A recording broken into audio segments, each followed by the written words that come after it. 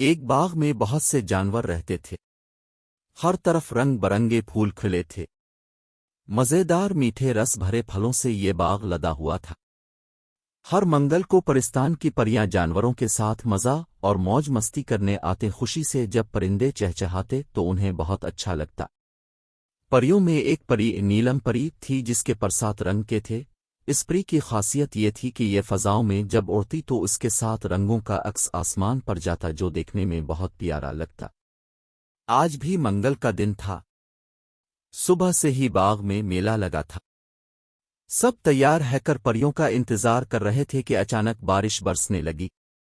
دیکھتے ہی دیکھتے تالاب سا بن گیا۔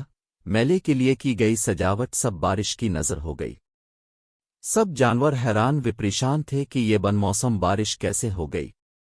ننھے جانور بہت غصے میں آ گئے کیونکہ ان کی تیاریاں دھری کی دھری رہ گئیں۔ اس وقت پریوں کی ٹولی باغ میں اتری۔ جانوروں نے غصے میں ان کا استقبال بھی نہ کیا۔ پریاں حیران ہو گئیں کہ آخر آج کیا ماجرا ہو گیا جو ان کے شایان کسی نے بھی ان کا استقبال نہ کیا۔ ان کی ملکہ نے بھی لومڑی سے پوچھا کہ یہاں سب غصے میں کیوں ہے؟ لومڑی نے افسردہ ہے کر بارش کی وجہ سے میلہ خراب ہونے کے تمام روداد سنا دی۔ یہ سن کر ملکہ مسکرائی اور کہا، دوستو، بارش ایک نعمت ہے۔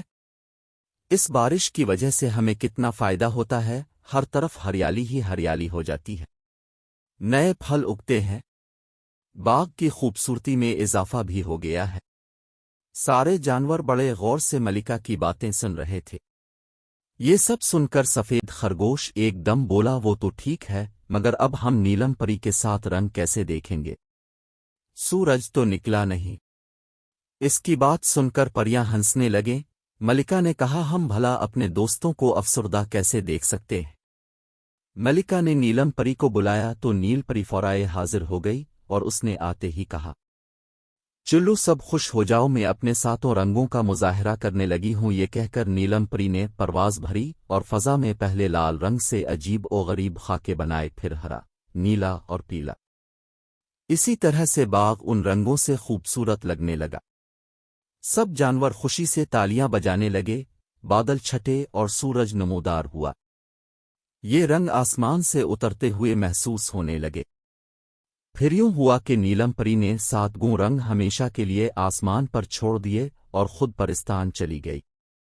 اب ہر بارش کے بعد اکثر یہ رنگ نمودار ہوتے ہیں جنہیں ہم وقوع قضا کہتے ہیں۔